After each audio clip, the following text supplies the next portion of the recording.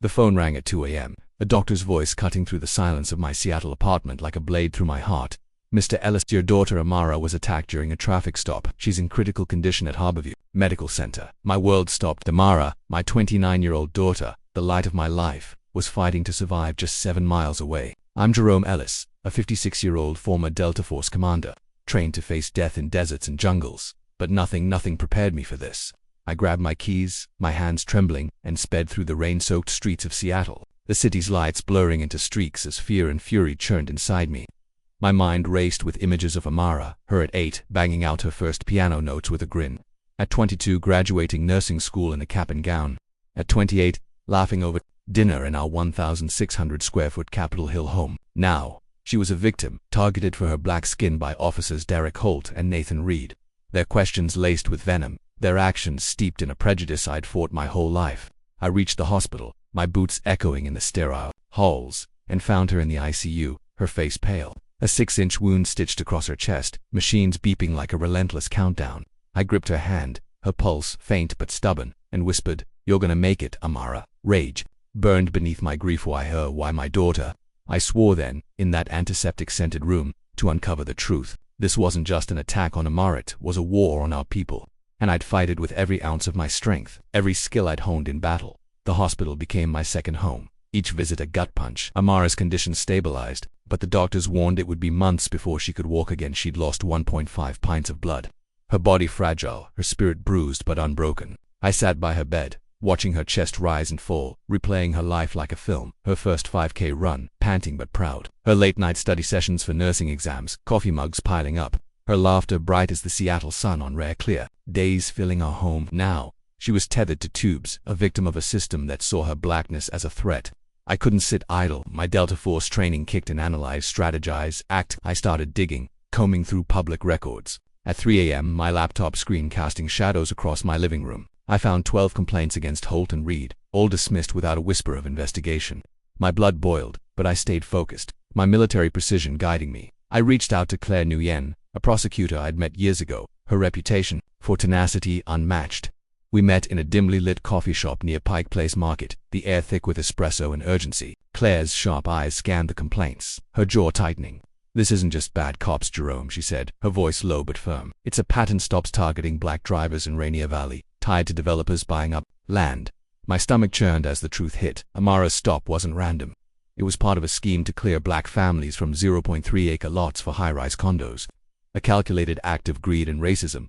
Claire introduced me to Marcus Tate, a journalist with a knack for unearthing secrets. We met at a community center in Rainier Valley, where 600 people had gathered for a vigil for Amara, their candles glowing like stars across a 3-block radius, their chants her name demands for justice echoing through the damp night air. I stood among them, my heart heavy with their pain, their hope, their anger mirroring mine. Marcus pulled me aside, showing me bank records, $800,000 in payments to police accounts, linked to Victor Langston, a 62-year-old real estate mogul whose penthouse overlooked Puget Sound. Langston was the puppet master, his charm at City Gala's 200-guest affair I'd crashed masking a ruthless agenda. His company, Langston Properties, targeted Rainier Valley, using cops like Holt and Reed to harass residents into selling their homes. I overheard him at the gala, his voice smooth as he whispered to an aide about cleaning up the valley, his cold smile chilling me to the bone. He shook hands with council members, his wealth a shield for his cruelty, but I saw through it. Langston was the enemy I had to outsmart. A man whose empire was built on the suffering of families like mine. The deeper I dug, the more danger I invited. One night, driving home from the community center, I spotted a black SUV tailing me for miles through Seattle's downtown, its headlights relentless in my rearview mirror. My military instincts surged. I floored it, weaving through Pioneer Square's narrow streets, my heart hammering for a 2-minute chase until I lost them in an alley. I sat there, gripping the wheel, sweat beading on my forehead, realizing Langston knew I was onto him. I met Claire and Marcus the next day, my voice tight as I shared the incident. Claire's hands shook as she admitted the DA's office was pressuring her to drop the case, hinting at Langston's influence over city officials. Marcus, usually calm, confessed he'd received anonymous calls, their voices low and threatening. "Back off, or you'll regret it." My guilt gnawed at me. My fire was putting them at risk, but Amara's words, whispered in a lucid moment in the hospital, kept me grounded. "Dad, make it right." I couldn't stop, not when her life and the lives of countless others hung in the balance. I started a support group for victims of police stops, meeting in a 500-square-foot church basement, where 20 families shared their stories. A father, tears in his eyes, described losing his 0.4-acre lot after repeated stops piled on $3,000 in fines. A grandmother spoke of being followed home, her voice trembling. Each story was a knife to my heart, fueling my resolve but deepening my fear. Langston's reach was long, and I was a target. I threw myself into training, running 6 miles daily. Along the waterfront, the Puget Sound's waves crashing as I cleared my mind. I needed to be sharp for Langston's next move. I took a bold risk, slipping into a fundraiser for his latest project, posing as a donor in a borrowed suit. The room buzzed with 200 guests, their champagne flutes clinking as Langston toasted to progress, his silver hair gleaming under the chandelier. As his eyes locked on mine for a split second, a flicker of recognition that sent a chill down my spine. I overheard him talking to an aide about securing the valley, and I managed to pocket a flash drive from a distracted assistant. Back home, my hands shook as I opened it. $1.2 million in bribes to city officials, emails detailing plans to displace families. But as I drove away from the fundraiser, a car rammed mine, forcing me off the road into a 0.2-acre lot near Rainier Avenue. 3 men emerged, their faces masked, fists clenched. I fought back, my Delta Force training kicking and dodging punches. Landing blows, but a hit to my ribs sent pain shooting through me. I stumbled, my vision blurring, when a stranger, a grizzled ex-cop named Sam, screeched up in a truck, pulling me inside and speeding off at 70 miles per hour. "Langston's desperate," he growled, dropping me at a safe corner without a name. I stood in the rain, bruised but unbroken, my heart pounding with the weight of the truth I now held. The flash drive was a weapon, but the cost was rising. Back at the hospital, I sat with Amara, her eyes brighter despite the tubes. She was awake more now, her voice soft but fierce. "Dad, I want to fight back, not just for me, but for everyone." Her words echoed Tanya's, who'd marched for civil rights before cancer stole her.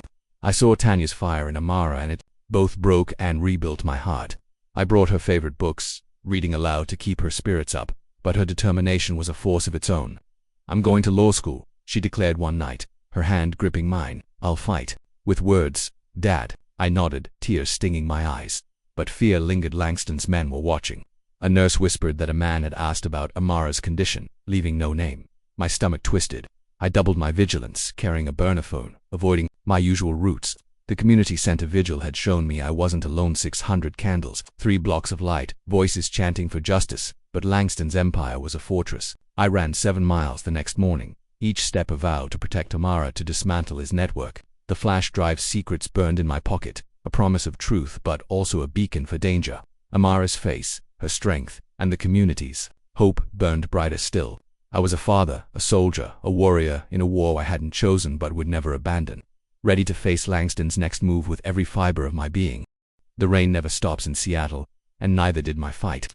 My name is Jerome Ellis, and after that night when I was nearly run off the road, my resolve hardened like steel.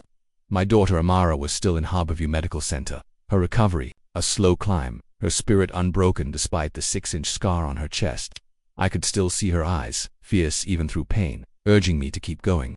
But the truth I was chasing, about why officers Derek Holt and Nathan Reed targeted her, about the shadow of Victor Langston's real estate empire, was pulling me into a darker, more dangerous world than I'd ever faced in Delta Force. My 1,600 square foot home in Capitol Hill, once a haven of memories, now felt like a war room. Papers strewn across the dining table, each one a clue to a system that saw my daughter as collateral damage. I wasn't just fighting for Amara anymore. I was fighting for every black family in Rainier Valley, pushed out of their homes by the scheme that reeked of greed and prejudice. Every step I took, every lead I followed, felt like a tightrope walk over a pit of snakes, with Langston's cold, calculating eyes watching from the shadows. I met Claire Nguyen and Marcus Tate again, this time in a cramped back room of a Rainier Valley community center, the air thick with the scent of coffee and determination. Claire, her glasses fogged from the damp Seattle chill, laid out a stack of documents, 15 complaints against Holt and Reed, each one buried by the Seattle PD. "These aren't isolated," she said, her voice steady but edged with anger. "They're targeting black drivers in neighborhoods slated for Langston's condos." Marcus, scribbling notes, added a bombshell: bank records showing $800,000 funneled to police accounts from Langston Properties, disguised as consulting fees. My heart pounded as I realized the scale of it. Langston wasn't just a developer. He was a puppet master, using cops as pawns to clear 0.3-acre lots for his high-rises. His penthouse, towering 40 stories above Puget Sound, was a fortress of power, his charm at city galas masking a man who'd destroy lives for profit. I pictured him, 62, silver-haired, shaking hands with council members, his smile never reaching his eyes. He was the villain I had to outmaneuver, but his influence ran deep, like roots strangling the city. I decided to take a risk. Something I hadn't done since my military days. There was a police union meeting at a downtown hotel. 300 attendees packed into a ballroom glittering with chandeliers. As I slipped in, posing as a retired officer, my pulse racing as I scanned the room. Holt and Reed were there, laughing with colleagues, their arrogance a slap in the face. I caught a conversation near the bar, Holt boasting about keeping Rainier Valley in line for a big payout. My fists clenched, but I stayed calm, memorizing every word. As I left, a man in a suit, Langston's aide, I later learned it, passed, muttering, "You're digging too deep, Ellis." My stomach dropped. They knew my name. Driving home, I spotted that same black SUV again, tailing me for 5 miles through Pioneer Square. I floored it, weaving through traffic, my heart hammering for 2 minutes until I lost them in an alley. I sat there, gripping the wheel, sweat beading on my forehead.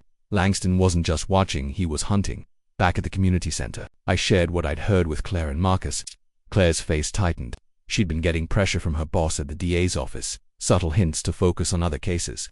Her career was on the line, but she refused to back down, her loyalty to justice outweighing her fear. Marcus, meanwhile, was building a story for the Seattle Times, but his editor was hesitant, wary of Langston's influence over advertisers. "They're scared," Marcus admitted, his voice low. "Langston's got half the city in his pocket." I felt a pang of guilt. My fight was putting them at risk, too. But then I thought of Amara, her weak but determined voice. "Dad, make it right."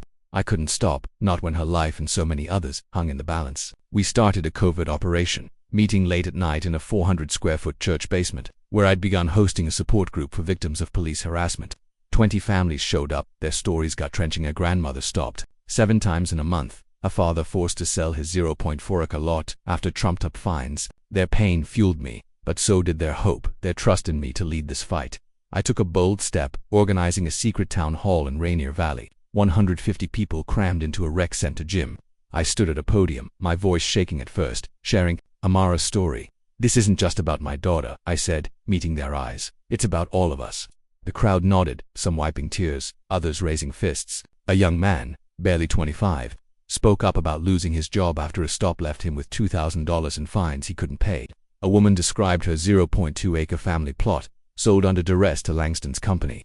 Their stories were a chorus of injustice, and I felt the weight of their trust. I promised action, but inside, doubt gnawed at me. What if I couldn't deliver? Claire and Marcus flanked me, offering legal and media strategies. Claire suggested filing a class-action lawsuit, a long shot but a way to amplify the voices. Marcus proposed a sting, planting a hidden camera at a police checkpoint. The idea was risky, but I agreed, knowing we needed hard evidence to expose Langston's network.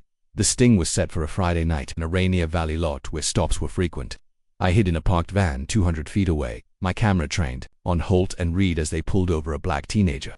Their questions were sharp, accusing, their hands twitching with authority. I recorded every word, my heart racing as Holt leaned into the kid's car, his voice dripping with disdain. "You don't belong here," he sneered. My blood boiled, but I stayed still. The footage gold. As I slipped away, headlights flashed behind me, a patrol car, not Holt's. I drove calmly, my palms sweaty, for 3 miles until I reached a safe house Marcus had arranged, a 1,000-square-foot duplex. There, we watched the video, Claire's jaw tight, Marcus's pen flying across his notebook. "This could break the story," he said, but his eyes held worry. We knew Langston would retaliate. Sure enough, the next day Claire got a call from an unknown number. "Drop the case or you'll regret it." Her face paled, but she didn't waver. I admired her courage, but I couldn't shake the fear that I was dragging her into my war. I visited Amara, her hospital room, a quiet refuge. Amid the chaos, she was awake, sitting up, her eyes brighter despite the tubes. "Dad, I heard about the town hall," she said, her voice soft but strong. "You're doing it." I nodded, swallowing the lump in my throat. She told me about a dream she'd had of her mother Tanya leading a march, her voice echoing for justice. "I want to be like her," Amara said, her hand squeezing mine. I saw Tanya's fire in her, and it reignited my own. But as I left, a nurse pulled me aside, whispering that a man had been asking about Amara's conditions, someone who didn't sign in. My stomach twisted. Langston's reach was closing in. I doubled my efforts, running 7 miles daily to clear my mind, each step a vow to protect my daughter. I started carrying a burner phone, avoiding my usual routes. At night I pored over the flash drive I'd stolen from Langston's gala, finding emails linking him to a city council member, promising clearance of Rainier Valley for $1.5 million. Each discovery was a knife to my heart, but also a weapon.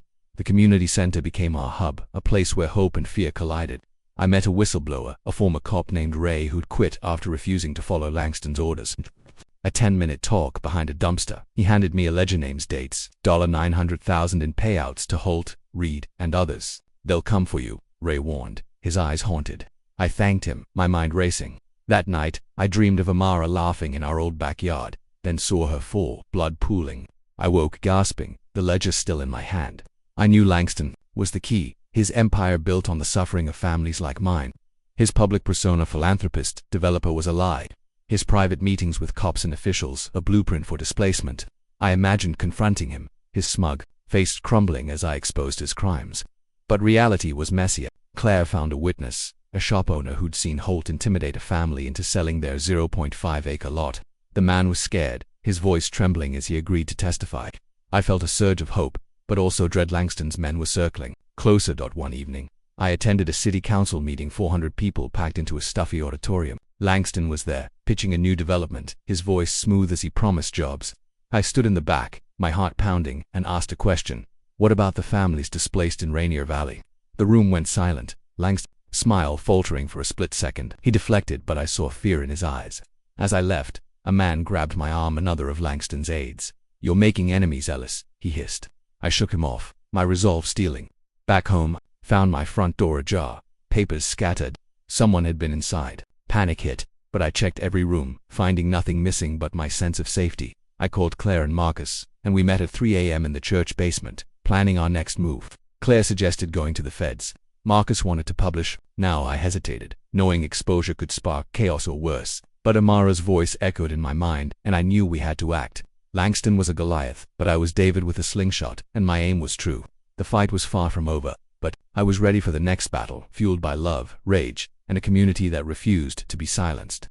Savannah's autumn air carried a restless hum, as if the city's historic oaks whispered secrets too heavy to hold. At my desk, 2 miles from Forsyth Park, I stared at the whistleblower's letter. Its shaky script, a lifeline, reads paid to erase. My heart pounded, not with fear but with clarity. This wasn't just about me or Lena Harris, the 23-year-old pregnant woman detained without record. It was about a system designed to silence an eye. Clara Thompson, a 60-year-old community organizer, had spent 40 years fighting its kind. Evelyn, my wife, sat across from me, her CDC badge tucked away. Her laptop open to a Coastal Security Solutions contract tied to Savannah Ventures, a real estate empire eyeing 1,000 acres around Forsyth Detention. The center, 8 miles away. "They're not just detaining," she said, her voice low. "They're reshaping Savannah." I nodded, my mind racing to Patricia Coleman, the real estate agent who'd accused me of theft. Her role as a former county clerk, burying lawsuits against Forsyth, wasn't coincidence, it was strategy. I thought of a 1998 case, a black family evicted in Augusta after a suspicious arrest, their land sold for condos. My hands clenched, anger mixing with purpose. I'd faced betrayal before, but Richard Langston stung deepest. My mentor in the 90s, he'd called me Savannah's conscience. Now, as a Homeland Security advisor, he flagged me for surveillance. His coded L4X22 orders targeting disruptive profiles like Lena. His betrayal felt like a wound, but I channeled it into resolve, my heart set on exposing the network binding Reed, Patricia, and Richard. I met Jamal at our community center, 3 miles from downtown, where his 60-foot mural of Lena glowed with defiance. His poetry workshops had grown, 50 teens now crafting verses for her, their words a rebellion against erasure. "They're calling it the Lena movement," he said, his dreadlocks tied back, his eyes fierce but shadowed with doubt. I saw my younger self in him, rallying in Macon, unsure if my voice mattered. "You're their spark," I told him, my pride warm but heavy. His courage carried risks. We launched a citizen journalism workshop, training 30 residents to dig through public records. "We're not just poets," Jamal said, his notebook open. "We're truth finders." I nodded, my heart swelling. This was the Savannah I'd dreamed of, united against silence. Evelyn joined us, sharing a leaked email from Coastal Security. "Neutralize risks in historic district to secure investment." The words chilled. Melina, pregnant and shopping, was a risk to their $500 million condo plan. I thought of Tanya Harris, Lena's mother, her tears as she clutched Lena's ultrasound. I texted her to join us, my resolve hardening. We'd find Lena, no matter the cost. At Tanya's bungalow, 4 miles west, the air felt thick with grief. She sat on her porch, Lena's photo beside a potted azalea, her nurse's hands trembling. "I called the detention center," she said, her voice raw. "They said she doesn't exist." My chest tightened, memories of clients erased from records flooding back. I took her hand, my voice steady. "She exists, and we'll prove it." Tanya's eyes met mine, her strength a quiet fire. She'd worked double shifts to raise defying a world that judged her skin. Jamal sketched her portrait, his pencils soft but deliberate, capturing her resilience. "We're making her story loud," he said, his voice cracking. I felt their bond, a mother and a poet united by loss, and promised we won't stop. But the second note slipped into my coat at the workshop, lingered. "Lena's time is running out." My heart raced, but I tucked it away, my focus on Tanya's hope. At the library, 1 block from Chippewa Square, Jamal and I uncovered a hidden archive, a dusty box of Forsyth detention records, mislabeled as closed cases. A 2017 lawsuit, alleging illegal detentions bore Patricia's signature, dismissing it as insufficient evidence. Her role wasn't just clerical. She'd greenlit land grabs for Savannah Ventures, clearing black and low-income families from 1,000 acres. "She's not just a gatekeeper," I said, my jaw tight. "She's their architect." Patricia's ambition was clear. Her real estate deals with Savannah Ventures netted her $200,000 commissions, her prejudice a tool for profit. I thought of her cold smile in the park, her QR scan a performance to protect her status. Jamal posted a thread, linking her to the lawsuits, hitting 100,000 retweets. "She's scared now," he said, his eyes fierce. I nodded, but Reed's shadow loomed larger. His arrests weren't just bias, they were orders, his career tied to Savannah Ventures' expansion. A whistleblower's letter, left in my mailbox, confirmed it. "Reed gets bonuses for high-risk detentions. He knows the names are erased." My heart sank. His smirk wasn't just pride, it was fear of losing his place in a system that rewarded him. The vigil at Chippewa Square swelled to 3,000, their candles a sea of light under the Oglethorpe statue. Jamal read a new poem. "Lena's not a ghost, she's our heartbeat." Tanya spoke, her voice breaking. "My daughter's alive, and I need her home." I took the mic, my heart pounding. They erased us to build their empires, but we're louder together. The crowd roared, but a coastal security van, 200 yards away, watched, its plates hidden. Evelyn whispered, "They're circling." My pulse quickened, but Savannah's unity fueled me. Our radio show, Voices Rising, hit 80,000 streams, with callers sharing profiling stories. I launched a podcast, Unburied Truth, airing Tanya's plea and the whistleblower's letter. It reached 150,000 downloads in 48 hours, Savannah's airwaves alive with defiance. Jamal's workshop grew, 100 residents now digging through archives, uncovering 200 erased detainees. A video surfaced on X, showing Lena, frail but alive, in a windowless room. "I'm still here," she whispered, her eyes fierce. The clip, anonymous, hit 2 million views. I cried, relief mixing with dread. Lena was alive, but trapped in an off-grid site, 10 miles west. Reed's villainy deepened in my mind. A 2020 memo, found in the archive, showed he'd trained with coastal security, learning to identify risks by race and residence. His promotions tied to 50 successful detentions, each erasing a name like Lena's. But his eyes in the park haunted me, not just cruelty, but fear of exposure. A man trapped by the system he served. He wasn't just a bigot. He was a pawn, his ambition chained to Savannah Ventures' greed. I thought of a 2005 client, a black teen detained for loitering, his record wiped to clear land. My hands shook, but I channeled it into action, organizing a march that blocked Highway 17, 5,000 strong, chanting Lena's name. Jamal's mural grew to 80 feet, names of erased detainees painted beside Lena's. Tanya, now a rally leader, held a sign, "Lena lives." I spoke, "They fear our truth." The crowd cheered, but a third note arrived, slipped into my bag. "Lena's blood is on you." My heart froze, but I burned it. My resolve steeled. Evelyn traced Richard's surveillance to a DC server, his L4X22 orders targeting 10 Savannah activists, including me. "He's protecting the system," she said, her voice heavy. I remembered Richard's praise in 1995, his hand on my shoulder after a rally. Now, he was a shadow. His betrayal a calculated move to shield Savannah Ventures. Our podcast aired. His name, sparking FBI scrutiny, but Richard's power ran deep. Homeland Security shielded him. Jamal's workshop found a 2018 contract, signed by Richard, giving Coastal Security $20 million for community stabilization. Stabilization, I scoffed, it's erasure. We trained 50 more volunteers, digitizing 300 more erased files. Tanya launched a Lena fund, raising $15,000 for legal aid. A youth poetry slam, 2 miles from downtown, drew 500. Their verses a cry for Lena. I mentored them, my heart full but heavy. Each word was a weapon against silence. Reed's fear was palpable now. A leaked audio aired on our podcast, caught him saying, "If they dig, I'm done." His ambition was his cage, but he'd built it himself. Savannah's pulse was rising, and I knew the fight was far from over. But for Lena, for Tanya, for us, I'd keep going. My name is Jerome Ellis, and the fight for justice had become a war I could feel in my bones. The Seattle rain pelted my jacket as I stood outside a 12,000 square foot police headquarters, my heart racing with the weight of what we were about to do. My daughter Amara, now out of Harborview Medical Center and forging her path as a law student and podcaster, was the fire driving me forward. Her 6-inch scar, a reminder of the night officers Derek Holt and Nathan Reed nearly took her from me, fueled my resolve. But Victor Langston, the real estate mogul orchestrating the harassment of black families in Rainier Valley, was a shadow that grew darker with every step I took.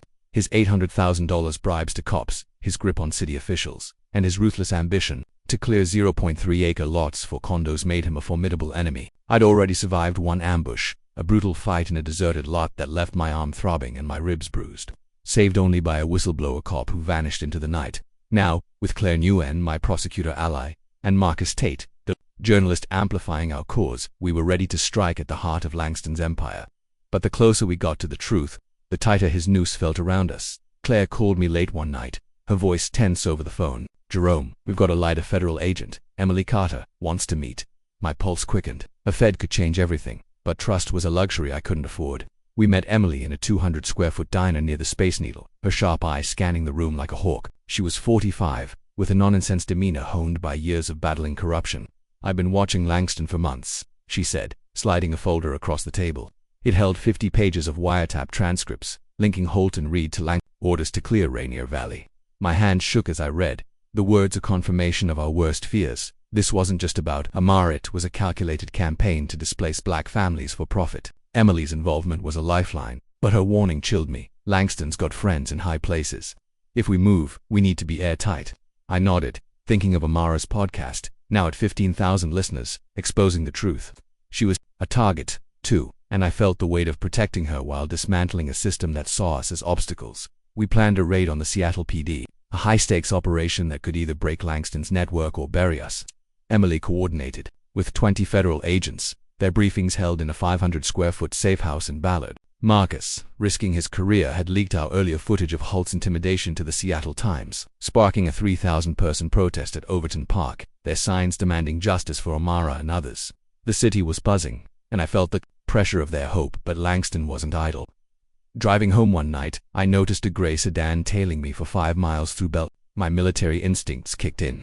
I swerved through alleys, losing them after a heart-pounding 2-minute chase. But the message was clear. Langston knew we were closing in. Claire confessed she'd received a letter at her office unsigned, warning her to back off or lose everything. Marcus, too, found his car vandalized, tires slashed outside his apartment.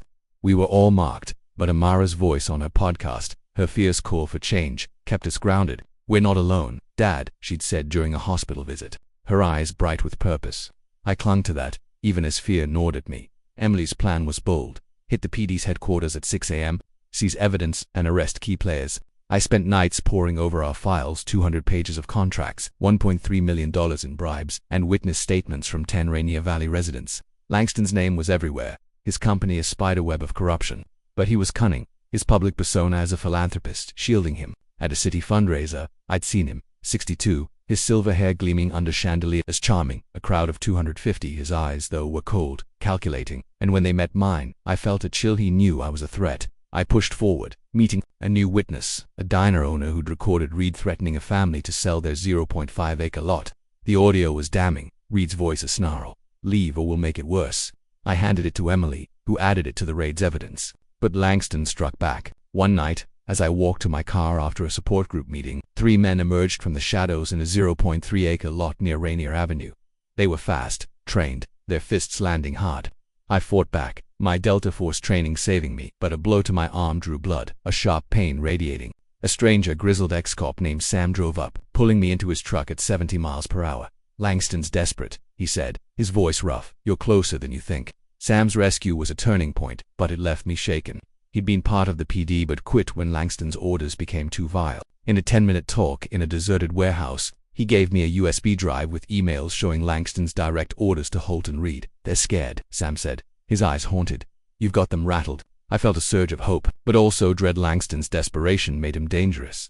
I visited Amara, now in a rehab unit, her strength growing. She was editing her podcast, her voice steady as she shared a story of a Rainier Valley teen fined $3,000 for loitering. "Dad, this is why I'm fighting," she said, her hand gripping mine. I saw Tanya in her, but also a new strength, forged in pain. I wanted to shield her, but her 20,000 listeners were proof she was a force. Still, I doubled my vigilance. running 9 miles daily to stay sharp, my mind racing with plans to protect her.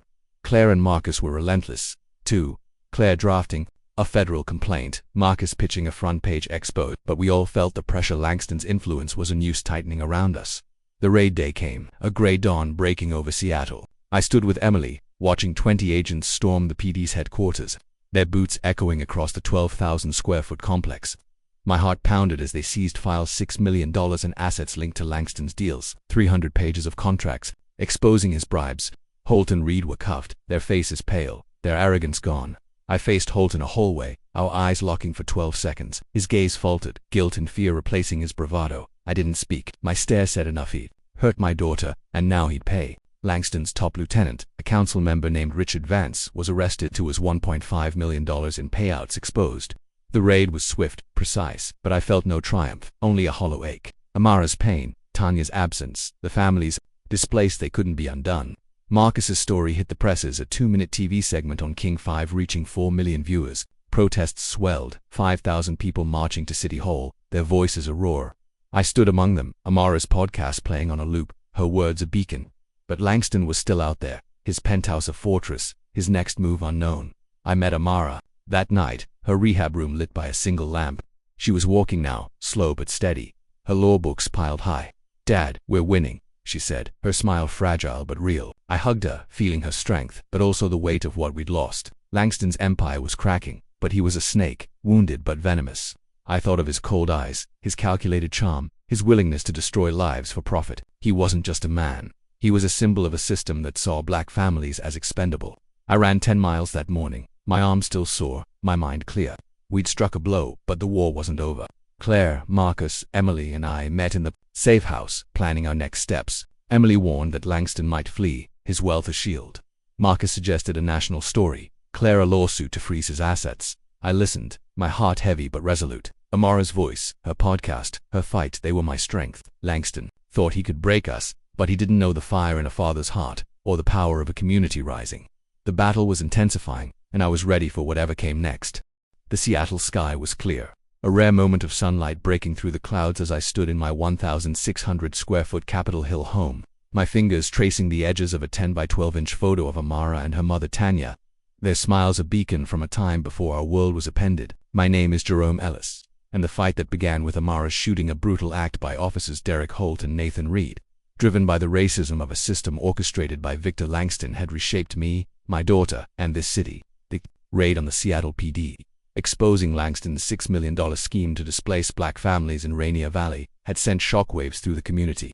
With Holt, Reed, and 12 officials now in custody, their arrests broadcast to 4 million viewers. Amara's podcast, Voices Unheard, had grown to 25,000 listeners, her voice a clarion call for justice. Yet, as I stood in our living room, Tanya's absence and Amara's 6-inch scar lingered like wounds that would never fully heal. Langston, the silverhead mogul whose penthouse loomed over Puget Sound, still awaited trial, his $10 million fortune buying him time, his influence a shadow we hadn't entirely banished. But Amara, now 34 and a lawyer, had become a force, and I had found a purpose that carried me beyond my Delta Force days, teaching me lessons I never expected. Amara's law office in Pioneer Square, a modest 800-square-foot space, was a testament to her transformation. She handled 12 discrimination cases a month, each one a strike against the system that had nearly taken her life. Her first major victory at $1.5 million settlement for a Rainier Valley family forced from their 0.4-acre lot had made headlines. Her 10-minute closing argument in the Shelby County courtroom citing 2023 DOJ stats that 20% of traffic stops target black drivers.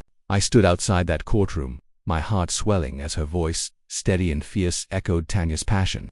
"This is for Mom," she whispered to me after the verdict, her eyes glistening. I hugged her, pride mingling with the ache of Tanya's loss. Amara's podcast, a lifeline for 25,000 listeners, featured stories like that of a 60-year-old barber fined $4,000 for suspicious activity, each episode exposing the system's cruelty. But the hate mail, 1,500 comments in a month, some threatening her life, reminded me of the cost.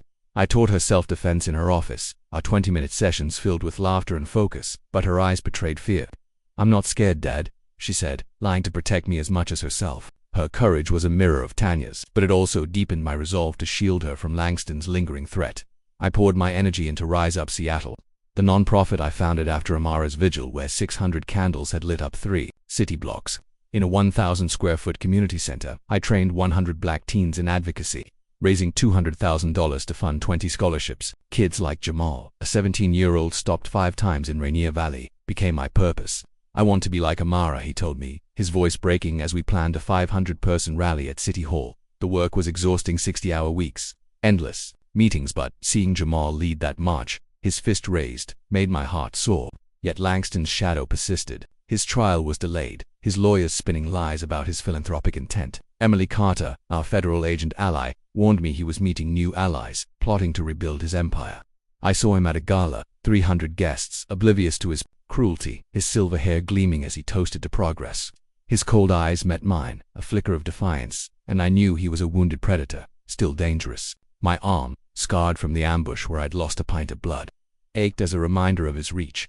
Claire Nguyen and Marcus Tate, my steadfast allies, kept the fight alive. Claire, now facing a promotion but under pressure for her role in the raid, showed me a new Seattle PD policy mandating body cams for 250 officers. Marcus's expos are now a book deal, had sparked a state law fining biased stops $12,000. We met in Emily's 400-square-foot office, 200 files on Langston's network spread before us. A new leader, $3 million offshore account gave us leverage to freeze his assets. But Claire's office received threats, and Marcus found his apartment bugged. I felt guilt, knowing my fight endangered them, but their resolve matched mine. We planned to escalate, Claire drafting a federal lawsuit, Marcus pitching a national story. One night I ran 12 miles along the waterfront, my mind clear despite the pain in my arm. Langston was a Goliath, but we were gaining ground. Amara's podcast hit 30,000 listeners, her latest episode featuring a 70-year-old woman who'd lost her 0.5 Macalot to Langston's schemes. "This is our fight," she said, her voice a blade cutting through the air. I organized a community art project to keep hope alive, a 100-foot mural in Rainier Valley depicting black resilience. Amara joined, her brushstrokes bold, her laughter a rare gift, as 400 locals gathered for the unveiling. But Langston's men were there, their eyes cold in the crowd. A text later that night, "Stop or she pays," sent ice through my veins. I didn't tell Amara she was carrying enough. Instead, I met a new witness, Tara, a former Langston aide, in a 200-square-foot diner. Her hands shook as she handed me a recording of Langston ordering a cleanup of Rainier Valley. "He'll kill me," she whispered. I promised protection, but doubt gnawed at me. Could I keep her safe?